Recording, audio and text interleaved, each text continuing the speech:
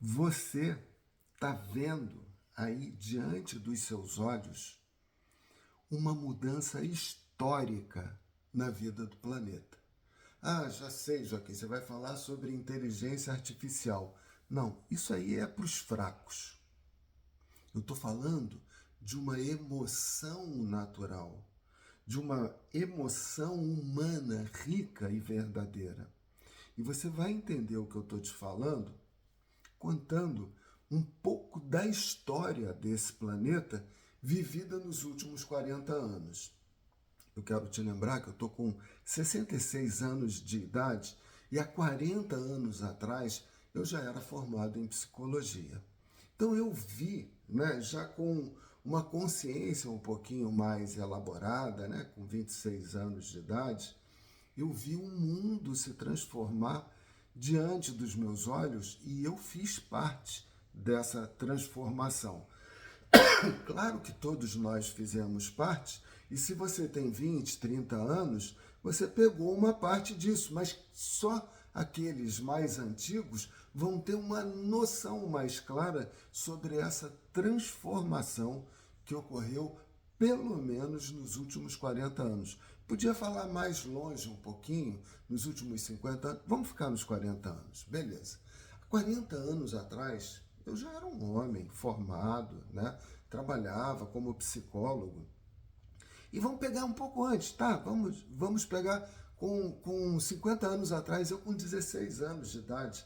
Eu morava em Copacabana, no Rio de Janeiro, e eu tinha a praia de Copacabana, pertinho da minha casa, era só andar 2, 3 ruas, chegava na beira da praia, e eu corria, eu era corredor. Corria assim, como amador, né? Eu nunca fui corredor profissional. Então eu corria do Leme ao posto 6, na praia de Copacabana. Aí eu atravessava ali a Francisco Otaviano, ia para o Arpoador e ia do Arpoador até o final do Leblon. E às vezes ainda subia ali um pedacinho da Niemeyer, ficava vendo naquele mirante que tem ali no alto da Niemeyer, o mar. Aquilo ali era um paraíso, né? Era uma coisa tranquila. Então eu vivi isso. E nessa época, estou botando agora 50 anos atrás, quando eu tinha 16 anos, ou menos, ou mais um pouco, não faz mal, cara, a gente ia para a praia, eu tinha uma rede ali na Figueiredo Magalhães, em Copacabana, posto 4 de Copacabana, e tinha uma outra rede de vôlei na Teixeira de Melo. Jogava vôlei. Tinha os meus amigos da Teixeira de Melo e os meus amigos dali da Figueiredo Magalhães. Eu gostava de jogar vôlei. Eu nunca fui bom em vôlei, não. Eu tenho esse ombro aqui, ó, você pode ver que é mais caído do que o outro, porque eu quebrei a clavícula, não quis operar, então eu não tinha um ataque forte e nem um saque possante. Mas eu gostava. Cara, eu era, assim, rato de praia, né? Era assim que a gente se autodenominava com orgulho, né? Carioca da gema, rato de praia, morenão, assim, e com um corpaço, né? Sequinho, porque eu corria muito. Então era uma vida. E ali, tanto na praia de Copacabana, como na Teixeira de Melo, Farm de Amoedo, Vinícius, e ali em frente ali a Aníbal também, onde tem o Country Club ali do Rio de Janeiro. Cara, não tinha esse papo de preto, branco, pobre, rico, se o cara era gay ou se não era gay. Cara, não tinha nada disso. A gente era tudo irmão, a gente era tudo amigo. A gente era uma fraternidade, a gente se abraçava, todo mundo amigo. Não tinha esse papo, a gente não tinha nenhum viés ideológico, nada. Nós éramos pessoas, apenas pessoas. Uns mais ricos, outros mais pobres, uns mais cultos, outros mais inteligentes, outros mais viajados, outros mais esportivos, né? Cada um com a sua característica e cada um trazia um pouco da sua riqueza cultural, esportiva, de jogar o vôlei, futebol, tinha o futebol no final da tarde. Isso não era muito bom, não. Às vezes eu jogava, mas era uma confraternização só. E os anos foram se passando. E na medida em que os anos se passavam, começou a vir uma politização. né? De um monte de coisa chata. E aí começou a haver uma polarização. Então aqueles amigos que eram tão unidos, de repente uns se identificaram mais com uma ideologia de esquerda, outro com uma ideologia maior de direita, e aí começou a haver essa separação.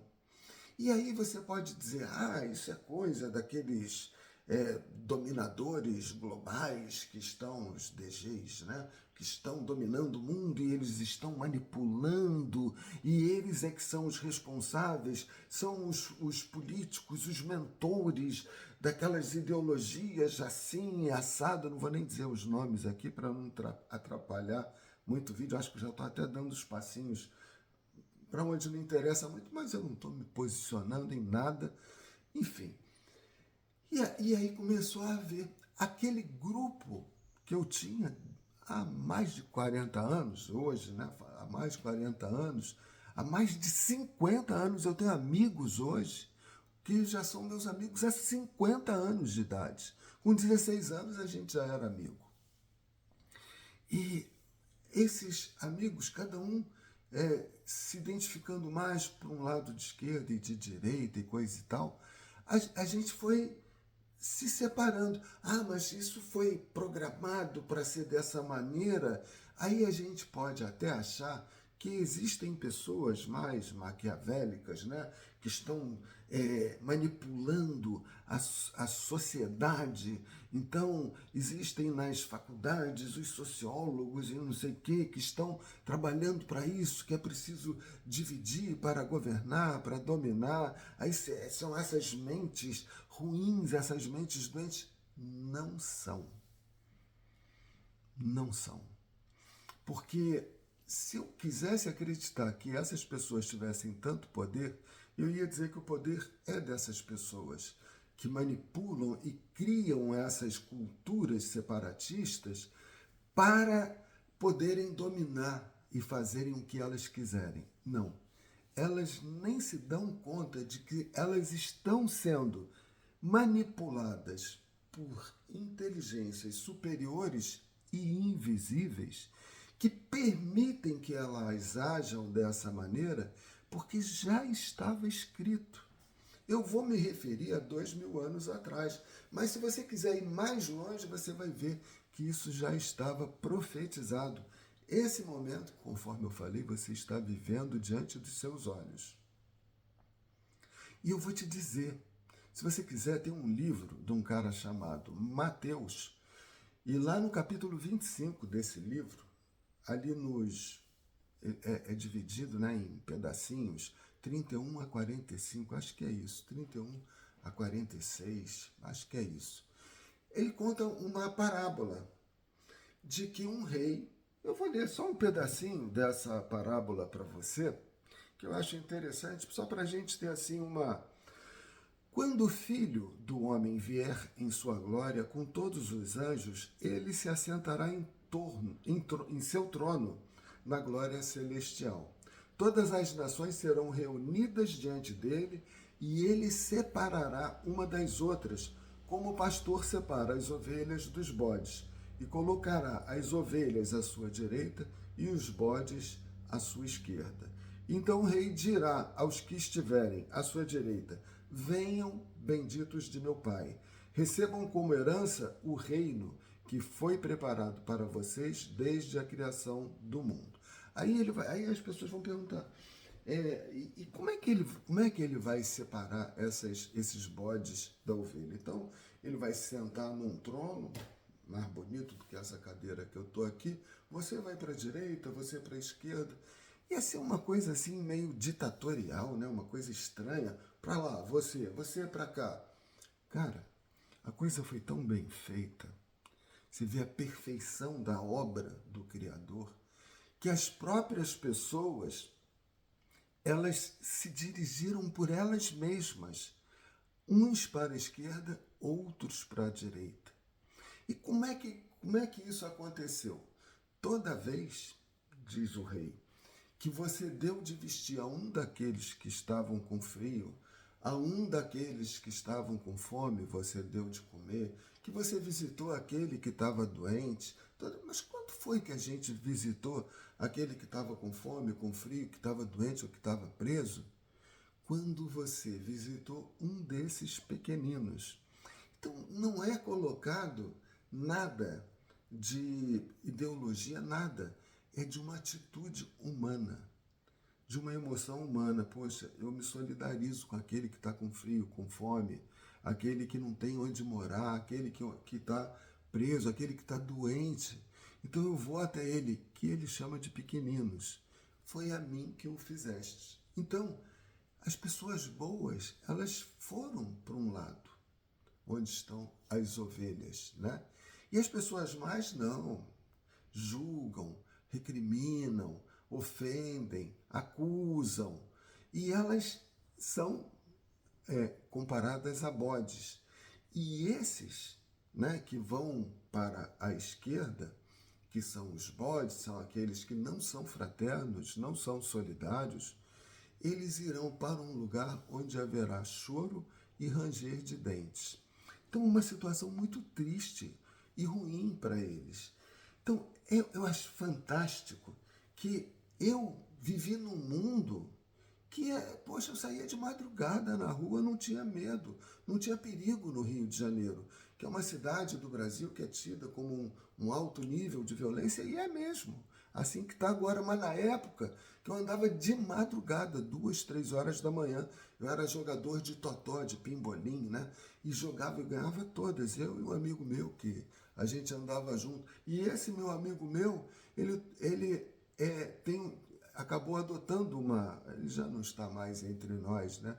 Irmãozão, meu melhor amigo durante muitos e muitos anos, mas acabou adotando, né, nesse processo de separação, eu fui para um lado, ele foi para o outro.